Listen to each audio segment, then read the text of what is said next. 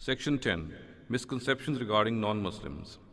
We come to the first of these, and that is, all non-Muslims are condemned kafirs. It is generally thought that all non-Muslims are kafirs who are worthy of condemnation and punishment referred to by the Quran. This view is not correct. A non-Muslim becomes such a kafir when he denies the truth in spite of being convinced that it is the truth. Since it is humanly impossible for a person to determine whether some person is denying the truth or not, it is only on the basis of information provided by the Almighty that a person can be called such a kafir. In the times when he sent his messengers, he chose to impart this information to his messengers through wahi. However, after departure of the last Rasul, Muhammad sallallahu alaihi wasallam, people who have deliberately denied the truth cannot be pinpointed since the institution of wahi has been terminated. No Muslim preacher is in a position to reveal the truth in such a manner as the Rasul does, nor can he ascertain who among his addressees is guilty of deliberately denying the truth.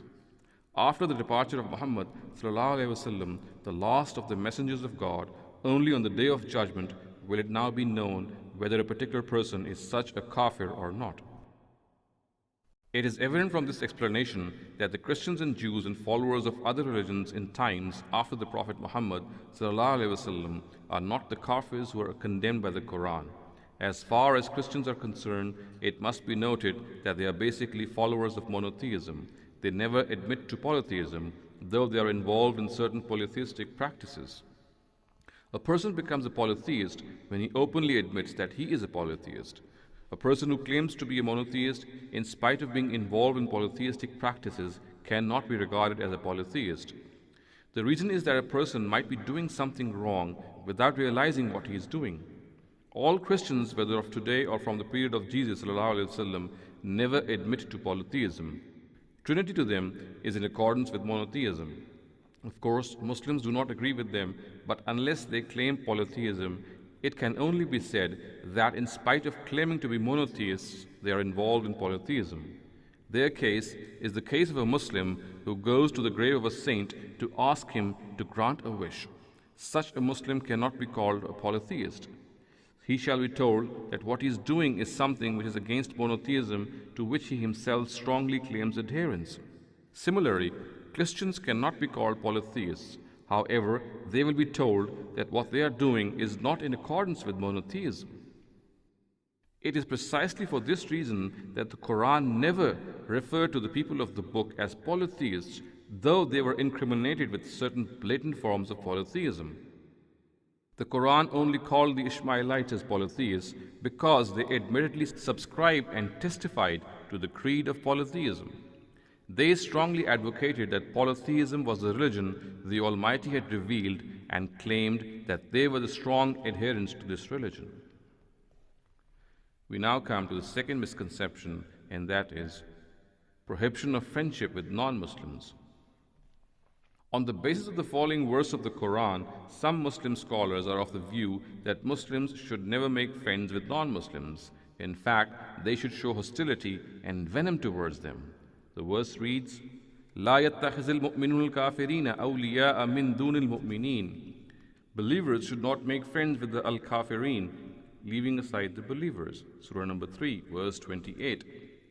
Similar verses read, يا أيها الذين آمنوا لا تتخذوا الكافرين أولياء من دون المؤمنين أتريدون أن تجعلوا لله عليكم سلطانا مبينا. Believers, do not make friends with the al-kafirin, leaving aside the believers. Do you wish to offer God an open argument against yourselves? Surah number 4, verse 144. يا أيها الذين آمنوا لا تتخذوا اليهود والنصارى أولياء بعضهم أولياء بعض ومن يتولهم منكم فإنه منهم. Believers, take not these Jews and Christians for your friends. They are but friends to each other, and he amongst you who turns to them for friendship is of them. Surah number 5, verse 51.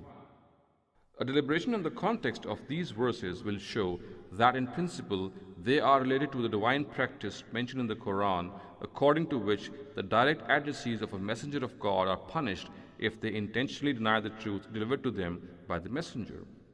These verses specifically deal with the deliberate denial of Muhammad's addressees. This deliberate denial is referred to in the Quran in the following way: وَدَّ كَثِيرٌ مِّنْ أَهْلِ الْكِتَابِ لَوْ يَرُدُّونَكُم مِّن بَعْدِ إِيمَانِكُمْ كُفَّارًا حَسَدًا مِّنْ عِندِ أَنفُسِهِم مِّن بَعْدِ مَا تَبَيَّنَ لَهُمُ الْحَقُّ. Many of the people of the book wish that if they could turn you away as disbelievers after you have believed out of envy from their own selves, even after the truth has become manifest to them. Surah number 2, verse 109. فَلَمَّا جَاءَهُم مَّا عَرَفُوا كَفَرُوا بِهِ فَلَعْنَةُ اللَّهِ عَلَى الْكَافِرِينَ. When there came to them that which they recognized, they disbelieved in it. So let the curse of God be on the disbelievers. Surah number 2, verse 89. A little deliberation on the context of the prohibition of friendship verses quoted above shows that they were revealed in Medina in that phase of the prophetic mission in which the Muslims were being told to separate themselves as a collectivity from the non-Muslims. This was because the latter could be identified as a collectivity that was soon to be visited by divine punishment if they continued to deliberately deny the truth. In other words, these verses relate to non-Muslims of the times of the Prophet Muhammad ﷺ who had denied the truth even though they were convinced of it. This is evident from the context in which the article Alif Lam on Al-Kafirin, on Al-Yahud, and on Al-Nasara refers to a specific category of non-Muslims. They were the direct and immediate addressees of the Prophet Muhammad ﷺ who had intentionally denied the truth communicated to them by him. Consequently, none of these verses relates to the non-Muslims of today. We now come to the third misconception, and that is prohibition of asking for forgiveness for non-Muslims. A common perception among Muslims is that the following verse of the Quran has stopped them from asking the Almighty for forgiveness of non-Muslims. ما كان للنبي والذين آمنوا أن يستغفروا للمشركين ولو كان أولي قربى من بعد ما تبين لهم أنهم أصحاب الجحيم. It is not proper for the Prophet and those who believe to ask God's forgiveness for the mushrikun, even though they be of kin, after it has become clear to them that they are the dwellers of the fire. Surah number 9, verse 113. It is evident from the last portion of the verse itself that the idolaters of Arabia of the Prophet's times were condemned to hell because of their persistence in denying the truth in spite of being convinced about it. It was such people about whom the Prophet Muhammad ﷺ and Muslims were stopped from praying and asking forgiveness. After the departure of Muhammad ﷺ, this intentional denial cannot be known, since it could only have been known through divine revelation. Hence, this verse does not relate to non-Muslims of times after the Prophet Muhammad ﷺ and his companions. We now come to the fourth misconception, and that is prohibition of inheritance between Muslims and non-Muslims. On the basis of the following narrative, there are scholars who are of the view that Muslims and non-Muslims cannot mutually inherit from one another. Usama ibn Zayd reported that the Prophet said, "A Muslim cannot be an heir to a disbeliever, nor can be a disbeliever a Muslim's heir." Al-Bukhari, Al-Jami as-Sahih, Volume 6, page 2484, Hadith number 6383. Today, with numerous conversions taking place all over the world, this issue has become very relevant, as often a family ends up in a situation in which one blood relative has entered the folds of Islam. In order to understand a hadith, it is imperative to relate it to its basis in the Quran, for a hadith cannot give an independent directive. The Quran mentions a divine practice as per which people who deliberately deny messengers of God are punished in various degrees. A little deliberation shows that this hadith relates to this divine practice and cannot be extended to general application. Thus, the article Alif Lam appended to the word Al-Kafir refers to the disbelievers of the times of Muhammad ﷺ who had deliberately denied the truth. Giving due consideration to this, an accurate translation of this word would be such a disbeliever. Now, according to the Quran, the basis of inheritance between relatives is benefit of kinship. If a lack of this benefit is diagnosed in some relations, then the matter of inheritance will be severed between them.